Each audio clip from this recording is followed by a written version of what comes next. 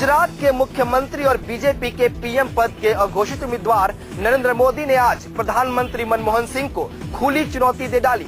मोदी ने कहा कि कल स्वतंत्रता दिवस के मौके पर देश प्रधानमंत्री के भाषण की तुलना उनके भाषण से करेगा। भुज में कार्यक्रम में युवाओं को संबोधित करते हुए मोदी ने प्रधानमंत्री के लाल किले से दिए जाने वाली भाषण की तुलना अपने लालन कॉलेज से दिए जाने वाले भाषण से कर डाली। मोदी ने कहा कि लालन कॉलेज के मैदान पर कल जब हम तिरंगा फहराएंगे तो लाल किले पर भी सीधे सीधे संदेश जाएगा। मोदी ने कहा कि कल जब पीएम लाल किले की प्राचीर से यूपीए सरकार के वादों की दुहाई दे रहे होंगे तो दूसरी तरफ वो अपने कामों का हिसाब देंगे। एक तरफ निराशा का अंधकार होगा तो दूसरी तरफ आशा का संचार। पीएम पर मोदी के हमले के जवाब में कांग्रेस ने भी पलटवार किया है। भारत के प्रधानमंत्री का भाषण सिर्फ भारत में नहीं पर दुनिया में बहुत ही बारीकी से और संजीदा तरीके से सुना जाता है। तो इस तरह का अटपटा बयान मौका परस्त है, बचकाना है। गुजरात में इस बार 15 अगस्त को राज्य स्तरीय स्वतंत्रता दिवस समारोह कच्छ में होगा। कच्छ जिला मुख्यालय भुज के लालन कॉलेज परिसर में मोदी झंडा फहराएंगे। स्वतंत्रता दिवस की पूर्व संध्या पर राष्ट्रपति प्रणब मुखर्जी ने देश को संबोधित किया। स्वतंत्रता दिवस के मौके पर राष्ट्रपति के तौर पर प्रणब मुखर्जी का ये पहला भाषण है। राष्ट्रपति बनने के बाद 15 अगस्त की पूर्व संध्या पर देश को संबोधित करते हुए राष्ट्रपति प्रणब मुखर्जी ने समावेशी विकास की वकालत की। प्रणब मुखर्जी ने कहा कि विकास का फायदा समाज के हर तबके तक पहुंचना चाहिए। उन्होंने कहा कि रोजगार के मौके बढ़ाने की जरूरत है। प्रणब मुखर्जी ने कहा कि देश में स्कूलों का एक बड़ा नेटवर्क स्थापित करना होगा। अपने भाषण में राष्ट्रपति ने महात्मा गांधी के आदर्शों को याद किया और कहा कि आज भ्रष्टाचार देश के लिए बड़ी चुनौती है। आज देश को एक समर्पित नेतृत्व की जरूरत है। यही वो क्षण है जब हमें पूछना चाहिए कि क्या हम सही दिशा में आगे बढ़ रहे हैं। यदि हम उन मूल्यों को भुला देंगे जो गांधी जी के आंदोलन की बुनियाद थे, अर्थात प्रयासों में सच्चाई, उद्देश्य में ईमानदारी तथा सबके हित के लिए बलिदान, तो उनके सपनों को साकार करना संभव नहीं होगा। राष्ट्रपति प्रणब मुखर्जी ने यूपीए सरकार की गेम चेंजर योजना कैश ट्रांसफर स्कीम की तारीफ की है। उन्होंने कहा है कि इससे देश के गरीबों को फायदा पहुंचेगा। लोकसभा में आज पाकिस्तान की नेशनल असेंबली में पारित भारत विरोधी प्रस्ताव के खिलाफ निंदा प्रस्ताव पास किया गया। ये प्रस्ताव लोकसभा अध्यक्ष मीरा कुमार ने पेश किया। प्रस्ताव को लोकसभा अध्यक्ष मीरा कुमार ने पढ़ा, जिसे सदन में मौजूद सभी सांसदों ने सर्वसम्मति से पारित कर दिया।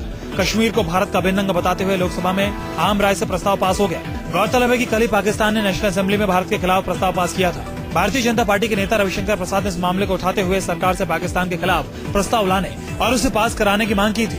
भारत के खिलाफ पाक में पेश किए गए निंदा प्रस्ताव में भारतीय सैनिकों पर ही एलओसी पर बेवजह आक्रामक रुख अपनाने का आरोप लगाया गया है। निंदा प्रस्ताव में पिछले दिनों एलओसी पर पुंछ इलाके में 5 भारतीय सैनिकों की निर्मम हत्या को लेकर पाकिस्तानी रवैये की कड़ी निंदा की गई। मुंबई में सिंधु रक्षक पनडुब्बी में हुए हादसे का जायजा लेने आज रक्षा मंत्री ए.के. एंटनी मुंबई पहुंचे। एंटनी ने हादसे में मारे गए नौसैनिकों के प्रति संवेदना जताई है। रक्षा मंत्री ए.के. एंटनी महाराष्ट्र के सीएम पृथ्वीराज चौहान और नेवी चीफ डी.के. जोशी के साथ मुंबई के कोलाबा के गेट नेवल डॉकयार्ड पहुंचे। उन्होंने नेवल चीफ और मुंबई के नेवल अफसरों से हादसे की पूरी जानकारी ली। पूरी जानकारी लेने के बाद एंटनी और पृथ्वीराज चौहान ने साझा प्रेस कॉन्फ्रेंस की। रक्षा मंत्री ने बताया कि कोर्ट ऑफ इंक्वायरी के आदेश दे दिए गए हैं और रिपोर्ट के बाद ही पूरी स्थिति साफ हो पाएगी।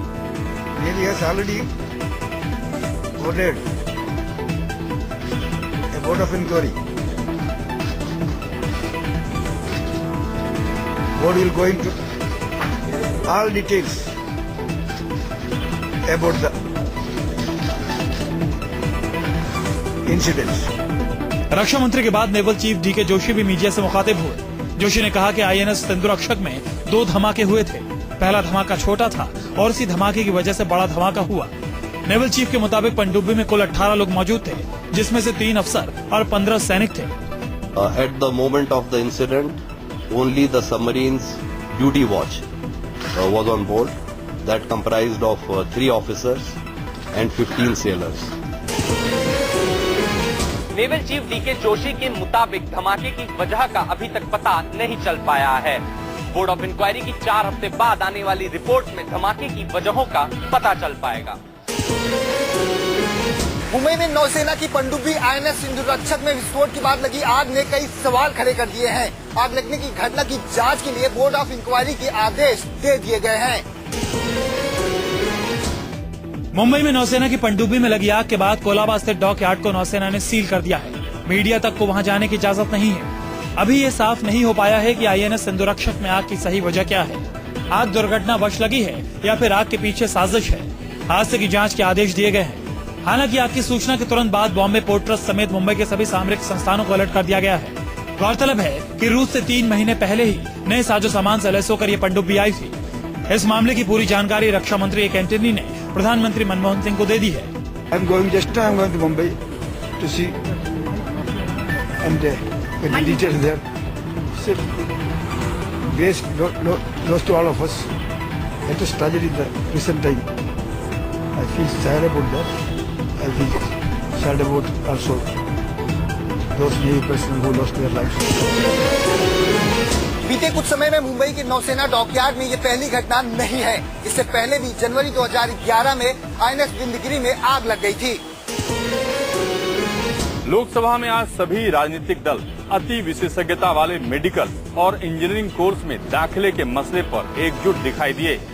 सरकार सभी राजनीतिक दलों की भावनाओं को देखते हुए फैसला किया है कि सोमवार को वो सुप्रीम कोर्ट में रिव्यू पिटीशन दायर करेगी।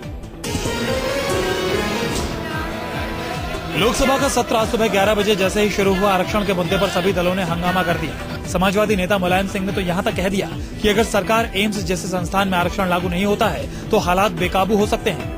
आरक्षण के मसले पर BJP, Samajwadi party, JDU, Shiv Sena, DMK, AIDMK, left समेत सभी दलों ने एक सुर में कहा कि सरकार को सुप्रीम कोर्ट के फैसले को पलटने के लिए संविधान संशोधन लाना चाहिए। और ये विषय गंभीर इसलिए हो जाता है, जो विषय जजिस के सामने नहीं था उस पर भी उन्होंने टिप्पणी कर दी। इसी से ये एजिटेशन आया। तो मैंने वहाँ सुझाव दिया था कि सरकार एक सर्वदलीय बैठक बुलाकर अपनी स्थिति स्पष्ट करे। विपक्ष की मांग को देखते हुए कानून मंत्री कपिल सिब्बल ने भी सदन को भरोसा दिलाया कि सरकार सोमवार को सुप्रीम कोर्ट के फैसले के खिलाफ पुनर्विचार याचिका दायर करेगी और अगर फैसला फिर से आरक्षण के खिलाफ आता है तो वो इसी सत्र में सदन में संविधान संशोधन विधेयक लाएगी। अगर हमारी रिव्यू पिटीशन नहीं मानी गई तो हम कॉन्स्टिट्यूशनल अमेंडमेंट लाएंगे, ये आश्वासन देना चाहते हैं। एम्स जैसी संस्थानों में आरक्षण के खिलाफ सुप्रीम कोर्ट ने ऑब्जर्वेशन दिया था। इसके बाद सभी राजनीतिक दलों के सांसद एकजुट होकर सुप्रीम कोर्ट के इस आदेश का विरोध किया। सभी पार्टियों का ये मानना था कि SC, ST और पिछड़े वर्ग का अधिकार है आरक्षण। जल्द आपको मिलने वाली है बिल्डरों की मनमानी से राहत। रियल एस्टेट सेक्टर के लिए रेगुलेटर बनाने को लेकर सरकार ने आज संसद में पेश किया real estate regulation and development bill. UPA सरकार की गेम चेंजर योजना फूड सिक्योरिटी बिल को संसद में पेश करने के बाद आज सरकार ने आनन फानन में रियल एस्टेट रेगुलेटरी बिल को भी संसद में पेश कर दिया। सरकार को उम्मीद है कि इस कानून के जरिए वो देश के मध्यम वर्ग को रिझाने में कामयाब होगी। इस बिल से उन लोगों को फायदा होगा जिन्होंने घर तो खरीद लिया है लेकिन बिल्डरों के रवैये से परेशान है। दरअसल इस बिल में प्रावधान है कि अगर कोई बिल्डर बार बार गुमराह करने वाले विज्ञापन लगाता है तो उसे 3 साल की जेल हो सकती है। बिल्डरों की मनमानी से परेशान घर खरीदार पिछले कई सालों से इस सेक्टर के लिए कानून बनाने की मांग करते हैं और अब जाकर सरकार की नींद खुली है। पर बड़ा सवाल ये कि क्या ये बिल इस संसद के मानसून सत्र में पास हो सकेगा। भारत सरकार के सूचना प्रसारण मंत्रालय ने भारत निर्माण कैंपेन पार्ट 2 आज लॉन्च कर दिया। इस कैंपेन में फूड सिक्योरिटी, लैंड एक्विजिशन और रियल एस्टेट जैसे बिलों की उपलब्धियों को भुनाने की कोशिश की गई, जो कि अब तक संसद से पास नहीं हो पाए हैं। साल 2014 में होने वाले आम चुनाव के मद्देनजर UPA सरकार ने अपने हाई प्रोफाइल विज्ञापन अभियान भारत निर्माण का दूसरा पार्ट आज जारी कर दिया। विज्ञापन में मिडिल क्लास मतदाताओं को रिझाने की कोशिश की गई है। सूचना एवं प्रसारण मंत्री मनीष तिवारी ने इस विज्ञापन को जारी किया है।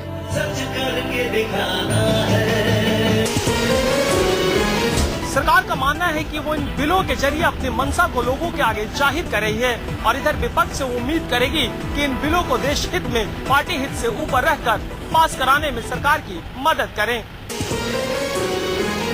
दिल्ली में भारतीय जनता पार्टी के नेता आज प्याज बेचते नजर आए। प्याज की बढ़ती कीमतों के विरोध में उन्होंने शीला दीक्षित के घर तक मार्च किया और प्याज की कीमतों को लेकर हो हंगामा किया।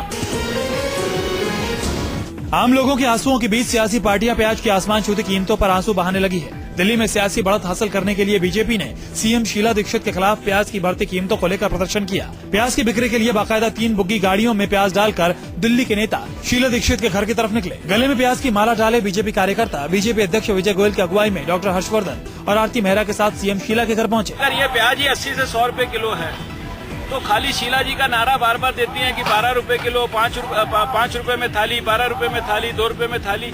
इससे तो लोगों का पेट नहीं भरेगा ना। एक तरफ दिल्ली सरकार अलग अलग इलाकों में सस्ते प्याज बेचने के स्टॉल लगा रही है ताकि जनता के बीच से आक्रोश को कम किया जाए, तो दूसरी तरफ बीजेपी जनता के बीच जाकर सरकार के खिलाफ माहौल बनाने की कोशिश कर रही है। बीजेपी कार्यकर्ताओं ने प्रदर्शन के दौरान आम लोगों को प्याज भी बेचा। दरअसल बीजेपी को 1998 में प्याज की बड़ी कीमतों के चलते ही दिल्ली की सत्ता गंवानी पड़ी थी। बीजेपी को लगता है कि प्याज के मुद्दे पर सियासत करके वो दोबारा शीला सरकार को दिल्ली से बेदखल कर सकती है। इसी प्याज के मुद्दे पर 15 साल पहले भारतीय जनता पार्टी ने दिल्ली में अपनी जमीन खोई थी। जाहिर है दोबारा उस जमीन को पाने की कोशिश में सब जुटे हैं और कोशिश जनता तक पहुंचाई जाए इस महंगाई की मार को। प्याज की बड़ी कीमतों को कंट्रोल करने में नाकामयाब रही दिल्ली सरकार ने अब मदद के लिए बड़े प्याज कारोबारियों से लगाई है गुहार। कारोबारियों की मदद से शीला सरकार चुनिंदा काउंटरों पर 50 रुपए किलो प्याज बेच रही है। प्याज की कीमतों ने नवंबर में होने वाले दिल्ली विधानसभा चुनाव को लेकर शीला सरकार की टेंशन बढ़ा दी है। जिस प्याज के दम पर कांग्रेस 2009 में दिल्ली में सत्ता में आई थी, आज वही प्याज सरकार को प्याज के आंसू रुला रहा है। शीला सरकार को पता है कि अगर वोटरों की थाली से प्याज निर्धारित हुआ तो दिल्ली की सत्ता से उन्हें बेदखल भी होना पड़ सकता है। इसलिए शीला सरकार ने कल केंद्र सरकार से प्याज के एक्सपोर्ट पर रोक लगाने की मांग की थी और आज प्याज के बड़े कारोबारियों की मदद से शीला सरकार 50 रुपए किलो प्याज बेच रही है ताकि दिल्ली वालों के गुस्से से वो बच सके। शीला सरकार के इस प्रयास की तारीफ तो हो रही है, लेकिन उनका ये प्रयास ऊंट के मुंह में जीरे से ज्यादा कुछ नहीं है। दिल्ली के बाजारों में अभी भी प्याज के भाव 80 रुपए किलो के पार हैं। सीडी कांड में फंसे मध्य प्रदेश के पूर्व वित्त मंत्री राघव जी जमानत पर बाहर आ गए हैं। जेल से छूटते ही राघव जी ने किया जमकर शक्ति प्रदर्शन। अपने नौकर के साथ यौन शोषण के मामले में जेल गए मध्य प्रदेश के पूर्व वित्त मंत्री राघव जी जेल से निकले तो उन्होंने अपना राजनीतिक रसूख कुछ इस तरह जाहिर किया। राघव जी के समर्थक 21 गाड़ियां लेकर उन्हें रिसीव करने जेल पहुंचे थे। जेल से बाहर आते ही राघव जी को फूल मालाओं से लाद दिया गया। जेल के बाहर मिठाइयां बांटी गई और राघव जी के समर्थन में नारे भी लगे। इतना ही नहीं, जेल से निकले राघव जी अपने उसी सरकारी बंगले में पहुंचे जहां वो बतौर मंत्री रहते थे। न्यूज 24 से बातचीत में राघव जी ने खुद को बेकसूर बताया और कहा कि उनके साथ साजिश हुई है। मैंने शुरू में ही कहा था कि ये जो मुझ पर आरोप लगे हैं वो झूठे हैं और षड्यंत्र है इसमें। अब षड्यंत्र क्या है ये बाहर के लोगों को पता पड़ेगा, आगे जाके इसका पता भी चल जाएगा, लेकिन हाईकोर्ट ने ठीक से समझ के जमानत दी है। भोपाल की केंद्रीय जेल में न्यायिक हिरासत में बंद मध्य प्रदेश के मंत्री राघव जी को कल उच्च न्यायालय से जमानत मिल गई थी। कोर्ट ने राघव जी की अधिक उम्र और उनकी खराब सेहत के मद्देनजर 1 लाख रुपए के मुचलके पर उनकी जमानत मंजूर की है।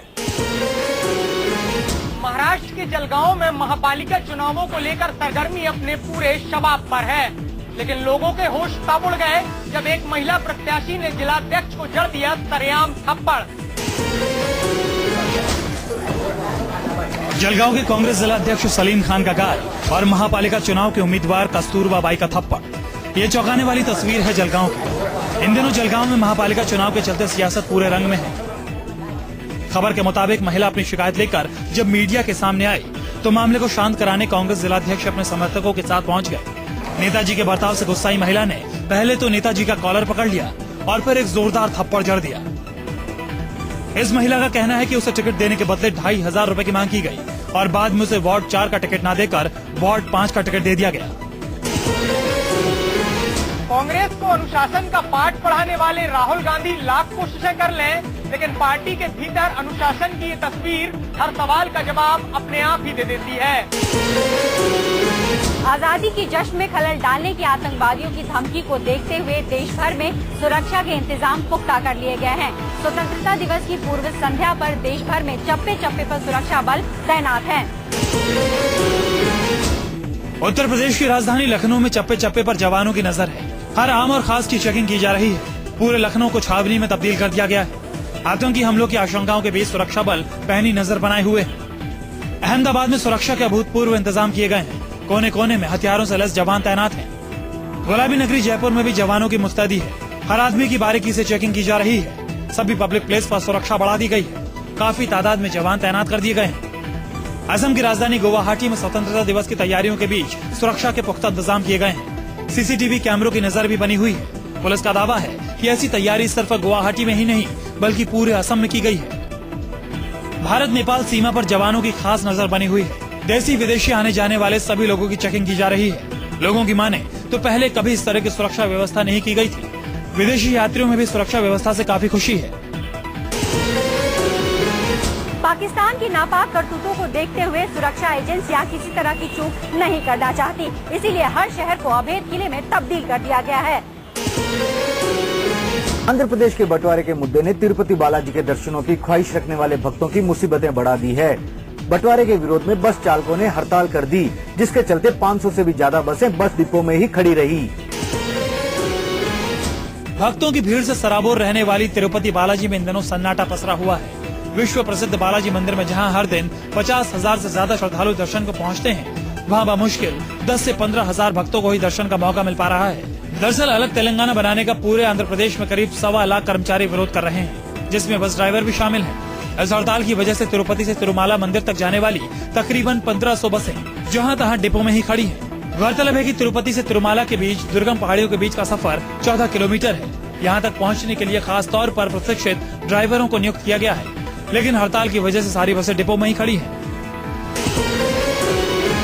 कई भक्त 14 किलोमीटर का लंबा रास्ता सीढ़ियों के सहारे तय कर बालाजी के दर्शन के लिए मंदिर तक पहुंच रहे हैं, जबकि बसों की हड़ताल के चलते कई भक्त बिना दर्शन किए मायूस लौटने को मजबूर हैं।